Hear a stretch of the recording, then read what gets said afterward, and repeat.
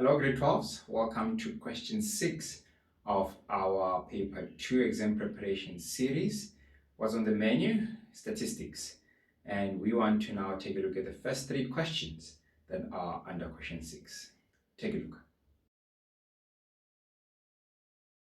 Alright, so the first 3 questions are standard questions. We're given a set of data values and we're asked to calculate the correlation coefficient, comment on it, as well as get the equation of the regression line or the line of best fit.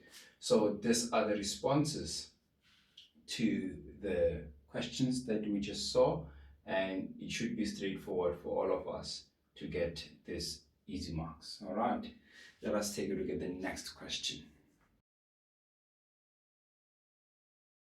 Okay, so in this question we are asked to give a positive value of x for which it will be unwise to rely on the equation of the line of best fit. Okay, so from the fact that we have a perfect correlation between the x and y values, that means within the given domain or data set, we can definitely rely on this equation. Okay, and then what do we notice? We notice that we're given double-digit numbers, okay? Meaning that this was achieved only through double-digit numbers. What about single-digit numbers, triple-digit numbers?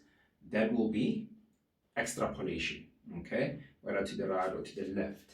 So the moment you extrapolate, you don't know the behavior of the function beyond the given domain, and therefore it will be unreliable to use the equation of the line of best fit predict the corresponding y value. Okay, so any positive single digit number, or you can talk about any positive triple digit number. Okay, both of these situations will definitely be extrapolation and will give us unreliable corresponding output values or values of y. Okay, so this takes care of question A4. Okay, so let us now go to question B. Take a look. All right, so for this question, we are asked to interpret the given ogive where we're given the number of people versus the minutes that they spend per day on a screen.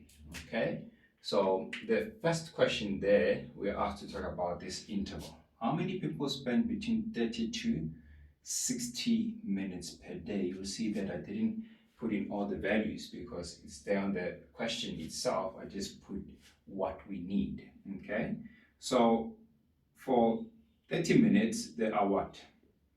20 people who are there, okay? And then for 60 minutes, how many people spend 60 minutes or less?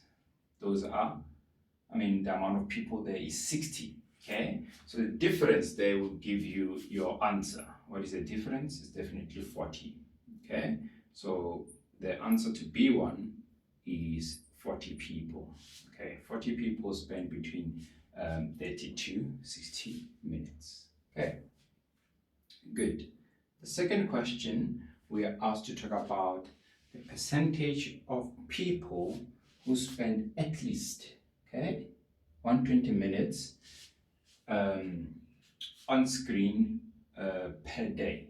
Okay, so what do we have? For 120 minutes, we have 130 people. So from 0 to 120, how many people are those?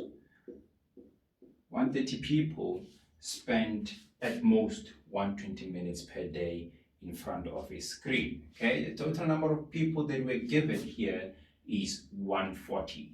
Okay, so what is the difference there? We have 10 people that are remaining who will be in that region, okay, spending more than 120, or we can say at least 120 minutes in front of a screen. Okay, so it is 10 people out of 140 who are above or at least at 120 minutes. times 100, giving us what? 7.1%.